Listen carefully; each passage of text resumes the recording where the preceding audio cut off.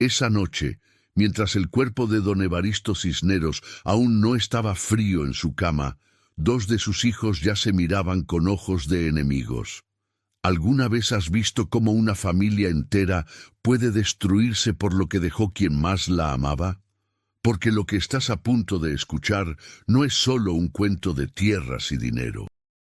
Es la historia de cómo un secreto enterrado durante 30 años salió a la luz en el peor momento posible, y de por qué en el pueblo de San Isidro del Cerro, hasta el día de hoy, el apellido Cisneros se pronuncia en voz baja.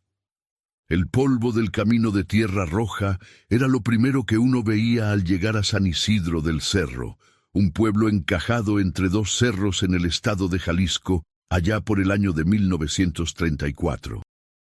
Las casas eran de adobe blanco con tejas de barro, y en el centro había una iglesia con un campanario tan viejo que las palomas habían hecho nido entre las grietas. Olía a tierra mojada después de la lluvia, a tortillas recién hechas en comal, y por las tardes, cuando el sol bajaba detrás de los cerros, todo se volvía de un naranja tan intenso que parecía que el mundo entero estaba ardiendo. En ese pueblo vivió don Evaristo Cisneros. 72 años, espalda todavía recta, manos como raíces de mezquite. Había levantado su rancho desde cero, con trabajo y con sangre, y lo que dejaba al morir no era poca cosa. 400 hectáreas de tierra fértil, una casa grande con patio central, 2 pozos de agua, ganado, y una pequeña tienda de abarrotes en la plaza del pueblo. Era el hombre más respetado de San Isidro, y también, aunque nadie lo dijera en voz alta, el más temido. Tuvo 3 hijos.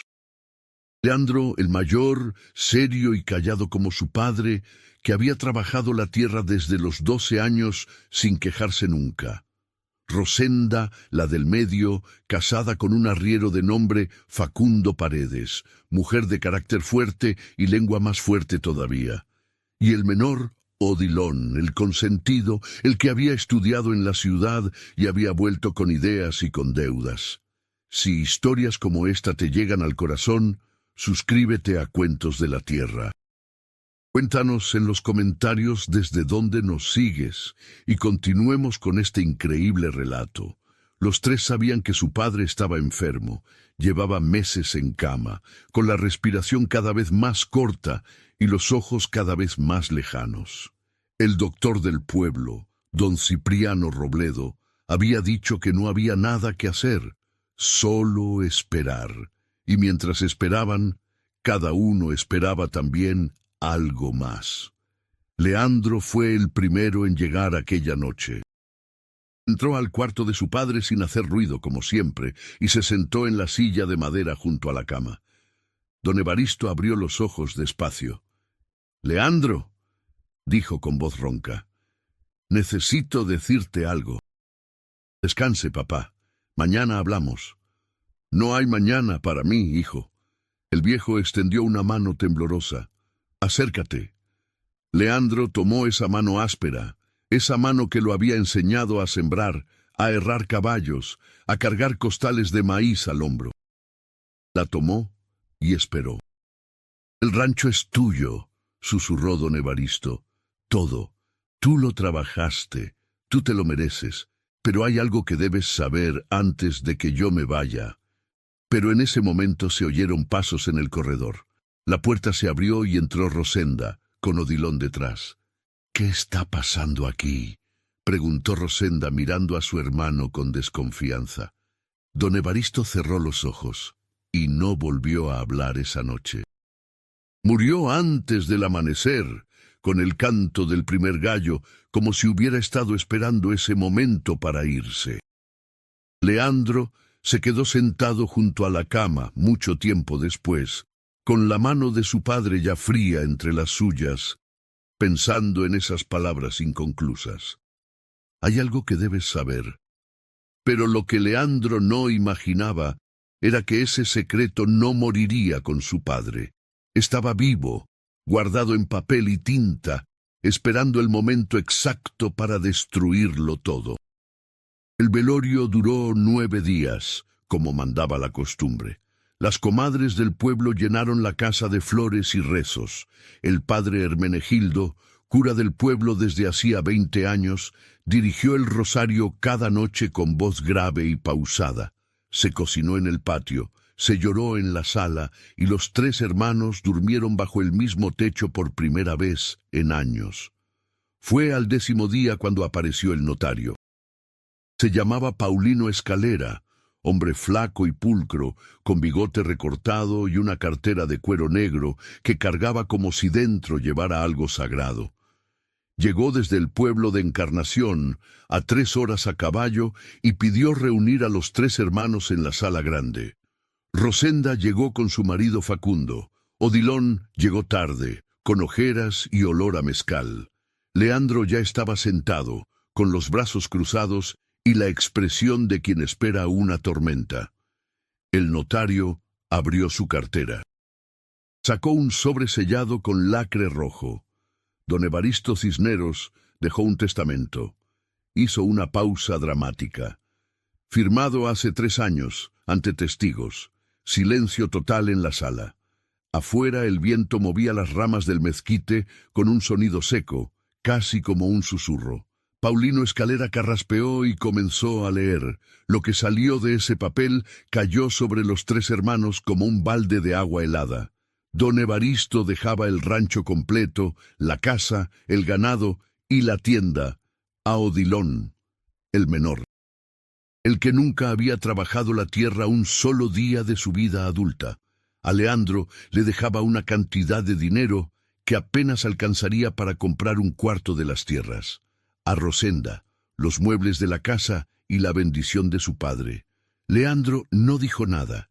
Se quedó quieto, con la mandíbula apretada, mirando un punto fijo en la pared. Rosenda soltó un grito ahogado y se llevó las manos a la boca. Odilon, en cambio, bajó la mirada. No sonrió, no celebró, y eso fue lo que más perturbó a Leandro. Porque Odilon no parecía sorprendido.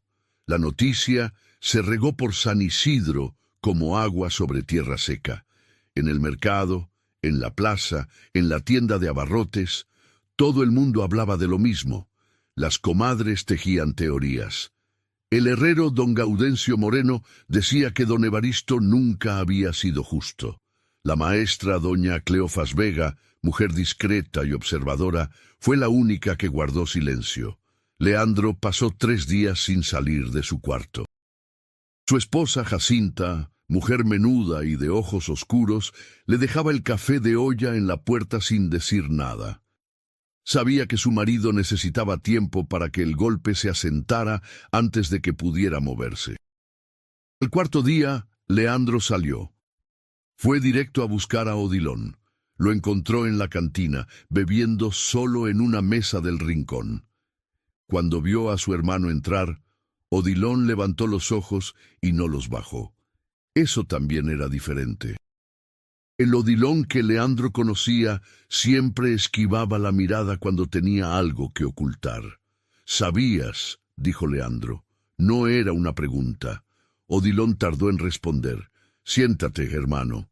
No vine a sentarme, vine a que me digas la verdad». Odilon dejó su vaso sobre la mesa despacio. Miró alrededor para asegurarse de que nadie los escuchaba. Luego habló en voz baja. «Hace 4 años, papá me mandó llamar a la ciudad. Me dijo que necesitaba que yo volviera al rancho. Que Leandro era buen trabajador, pero que no sabía leer contratos ni tratar con autoridades. Que el rancho necesitaba a alguien que supiera moverse en el mundo de afuera». Hizo una pausa.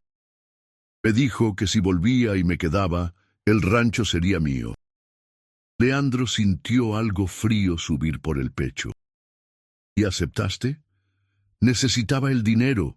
Tenía deudas en la ciudad, Leandro, deudas que me podían costar la vida. ¿Y nunca se te ocurrió decirme nada? Odilon no respondió. Leandro se dio la vuelta y salió de la cantina sin decir una palabra más. Pero por dentro algo se había roto, algo que no tenía nombre, pero que había tardado toda una vida en construirse. y lo que vino después fue peor de lo que cualquiera en San Isidro esperaba. Si conoces a alguien que ama las buenas historias, comparte este cuento. Así como se compartían los relatos alrededor del fogón, mantenemos viva nuestra tradición. Rosenda fue la primera en actuar. Contrató a un abogado de Guadalajara, un hombre de apellido Bustamante, que llegó al pueblo con traje y maletín, oliendo a agua de colonia y mirando todo con ese aire de superioridad que tienen los hombres de ciudad cuando pisan un pueblo de tierra. Rosenda quería impugnar el testamento. Decía que su padre no estaba en sus cabales cuando lo firmó, que alguien lo había manipulado. El abogado Bustamante empezó a hacer preguntas.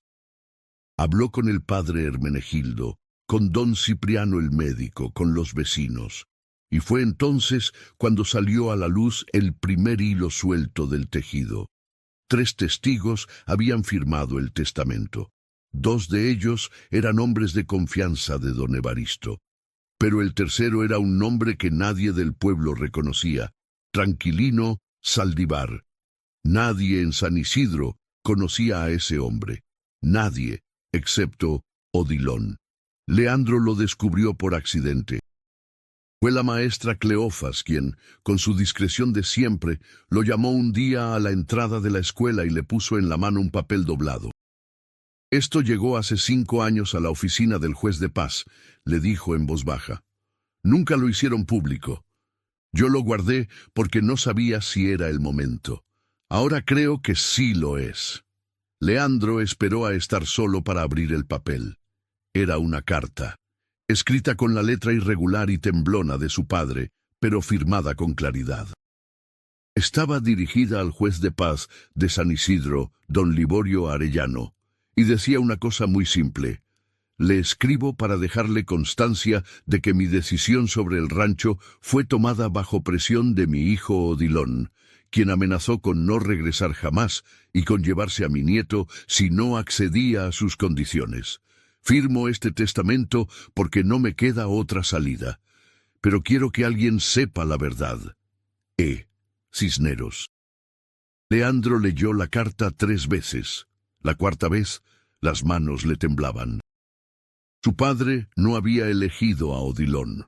Su padre había sido chantajeado, y el secreto había estado enterrado 5 años, esperando salir. Lo que siguió fue la peor semana que San Isidro del Cerro había vivido en mucho tiempo. Leandro fue al juzgado. Presentó la carta. El juez Liborio Arellano, hombre viejo y cansado que llevaba décadas resolviendo pleitos de tierras y ganado, leyó el documento con calma. Luego quitó los anteojos y miró a Leandro largamente. «Esta carta tiene 5 años», dijo. «¿Por qué no llegó antes? Eso es lo que yo también quiero saber». El juez suspiró. «Esto es complicado, Leandro. El testamento está firmado legalmente. La carta no invalida el documento por sí sola. Necesitamos más pruebas». «¿Más pruebas?» La voz de Leandro se endureció. «Mi padre escribió que fue obligado. ¿Eso no es suficiente?» «En la ley no siempre». El juez hizo una pausa. «Pero hay algo que puedes hacer. Si encuentras a Tranquilino Saldívar y él declara que firmó como testigo sin presenciar realmente la firma, eso sí cambiaría las cosas». Leandro salió del juzgado con una certeza y una misión, pero también con una pregunta que le pesaba más que todo lo demás. ¿Qué haría con Odilon si ganaba? Su hermano le había quitado lo que le pertenecía. Había chantajeado a su padre moribundo. Había dejado que Leandro trabajara 30 años una tierra que en secreto ya era suya. Pero también era su hermano. Y esa no sería la decisión más difícil de esa semana. Jacinta fue quien se la puso frente a los ojos una noche, mientras los dos tomaban café en la cocina, con el olor a leña y a tierra mojada entrando por la ventana abierta. «Si presentas esa carta en público», dijo ella en voz baja, «Odilon queda destruido en el pueblo. Nadie le comprará, Nadie le hablará. ¿Y su hijo? Hizo una pausa. Su hijo de 8 años crecerá cargando ese apellido manchado. Leandro la miró. Entonces, ¿qué propones? ¿Que deje todo así? ¡No! Jacinta envolvió el rebozo alrededor de sus hombros. Propongo que vayas a hablar con tu hermano antes de que esto llegue al juzgado. Que le des la oportunidad de hacer lo correcto él solo. Ya sé lo que va a decir. Quizás, pero si no vas nunca lo sabrás, y vivirás el resto de tu vida preguntándote si había otra salida. Leandro no durmió esa noche. Se quedó mirando el techo de adobe con los ojos abiertos, escuchando los grillos afuera y el respirar tranquilo de Jacinta a su lado. Pensó en su padre, en esas manos de raíces de mezquite, en las palabras inconclusas aquella noche. Hay algo que debes saber. Ahora lo sabía, y el saber le dolía más que la ignorancia. Al día siguiente, al amanecer, con el canto de los gallos y el primer olor a tortillas desde la cocina de algún vecino, Leandro fue al rancho. Odilon estaba en el patio, solo, mirando los campos. Cuando escuchó los pasos, se dio la vuelta. Vio la cara de su hermano y supo que algo había cambiado. Leandro le mostró la carta. Odilon la leyó despacio, muy despacio, y cuando terminó, no levantó los ojos del papel por un largo tiempo. ¿Cuándo la encontraste?, preguntó al fin. Eso no importa. ¿Ya la presentaste en el juzgado? Todavía no. Silencio. El viento movía los mezquites. Una gallina cruzó el patio sin prisa. ¿Qué quieres, Leandro? Quiero que me digas por qué. La voz de Leandro se quebró apenas solo un instante. No el dinero, no el rancho. Quiero que me digas por qué nunca me dijiste nada. ¿Por qué dejaste que yo siguiera trabajando aquí como si nada, sabiendo lo que sabías? Odilon tardó en responder. Cuando lo hizo, su voz era diferente, más pequeña. Porque tenía vergüenza. Tragó saliva. Porque sabía que lo que hice estaba mal, y cada día que pasaba me era más difícil decirlo. Hasta que ya no pude. Vergüenza. Leandro repitió la palabra como si la estuviera probando. 30 años de mi vida, Odilon. Lo sé. Esta tierra es mía, la trabajé yo. Papá lo sabía y lo decía. Lo sé. Entonces dímelo, ¿qué vas a hacer ahora? Y fue en ese momento, con el sol ya subiendo sobre los cerros y pintando de naranja las paredes de adobe del rancho, cuando Odilon tomó la decisión más difícil de su vida. Se fue a la casa. Volvió con papel y pluma. Y en el patio del rancho, que legalmente era suyo, frente a su hermano mayor, escribió una carta dirigida al notario Paulino Escalera, renunciando voluntariamente a su herencia y reconociendo que el testamento había sido obtenido bajo coacción. Firmó con mano firme, le tendió el papel a Leandro y luego se sentó en el suelo del patio y lloró. Lloró como no había llorado desde niño, con la cara entre las manos y los hombros sacudiéndose, con ese llanto feo y profundo que solo sale cuando alguien finalmente deja de cargar algo que ha pesado demasiado tiempo. Leandro lo miró llorar. No lo abrazó, no lo consoló, pero tampoco se fue.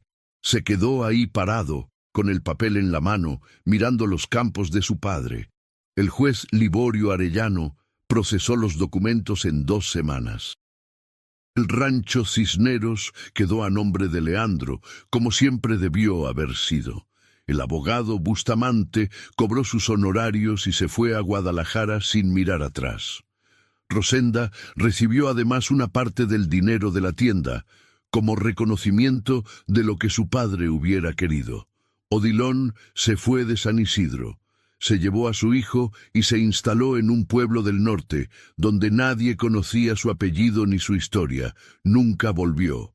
Leandro recuperó la tierra, recuperó la casa, recuperó lo que era suyo.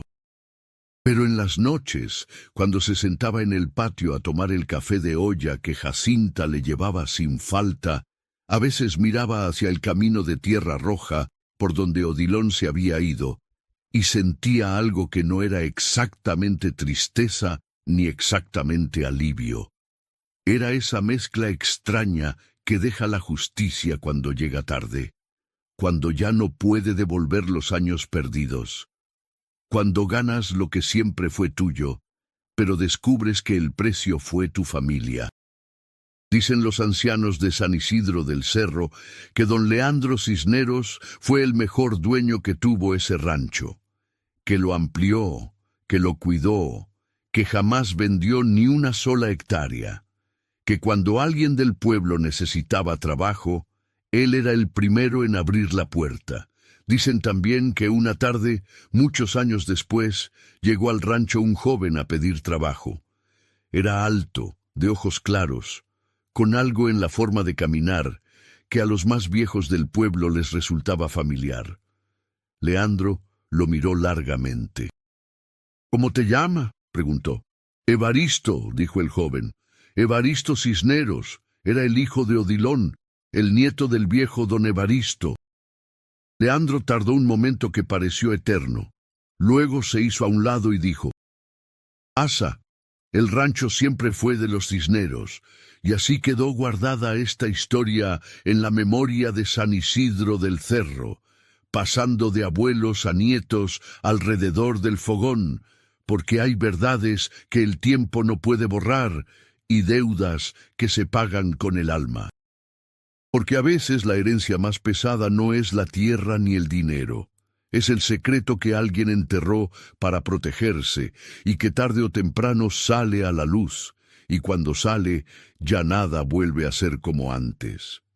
Pero también es cierto que hay algo que ninguna traición puede destruir del todo: el trabajo honesto, la palabra dada y esa dignidad silenciosa de los que se quedan y siguen, aunque todo pese, aunque todo duela. Eso es lo único que verdaderamente se hereda cuando ya todo ha pasado.